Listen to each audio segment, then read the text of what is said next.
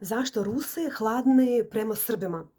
Čovjek mi je pisao komentarij, govorio da ja sam dobra, kao nasmijena, ali puno Rusa koji došli su hladni prema vama. I pitao zašto. Ja obećala mu da napravim video o tome i razmislila sam zašto to. Zbog toga što mi bili u SSSR, komunisti, sve bilo zabranjeno. Ali i vi živjeli sa komunistami.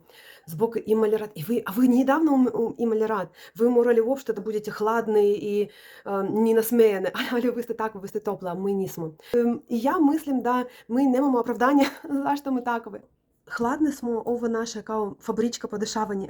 I to nije zbog toga što mi ne volimo vas. Većina Rusa koji došli, mi divim se vama, kako vi su dobri, kako vi prihvatili nas dobro, volimo Srbe, volimo Srbiju, većina. Ali smo hladne i prema jedno drugog.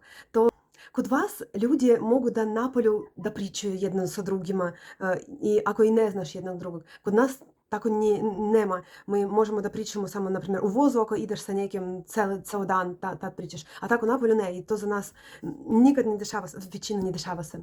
I ja živim već 3 godine u Srbiji i počela da malo se opustim se, ali danas izašla sam da šetam, ja radim kod kući i moram da šetam više za fizički neki stvari, ne znam kako da kažem.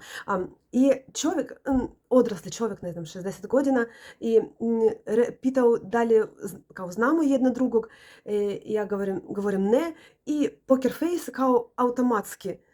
Da ne daj Bože da želi tam da zove na kafu, zbog toga što u Rusiji kad neki čovjek priča sa tobom, to znači da on nešto od tebe želi, uvijek. I to mi navikli smo na to.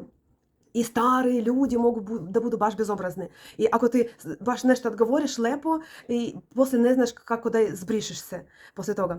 I ja prvo napravila sam automatski poker face, a potom mislim, Bože, kakva sam budala. Ja sam u Srbiji, nisam u Rusiji. I odgovorila čovjeku samo zanimljivo, možda što Rusi, da, i mi pričali još ceo put sa njim pričali, ja malo opustila se i dobro smo govorili. Ali to moramo da naviknemo, mislim, sa godinama bit ćemo kao vi. I to nije zbog toga što mi ne volimo vas i zbog toga što mi ne želimo da uklopimo se u vaše društvo, mi volimo i želimo. Možda još oni neki plaše se, puno Rusa ne znaju srpski i plaše se da izgledaju glupo kad ne mogu da odgovore vam. I za mene bilo, ja znam kako ja loše govorim, ali sada oslobodila sam se, ja govorim i ne plašim se da vi osuđujete mene. A većina Rusa plaše se što ako govorim nije pravilno, smeju se nado mnom ili ne razumiju mene, možda još zbog toga. Oni ne pričaju puno, razumijete? Tako, nemojte da mislite, molim vas, da Rusi ne žele da druže sa vami. To nije pravda. Hvala na pažnji, volim vas.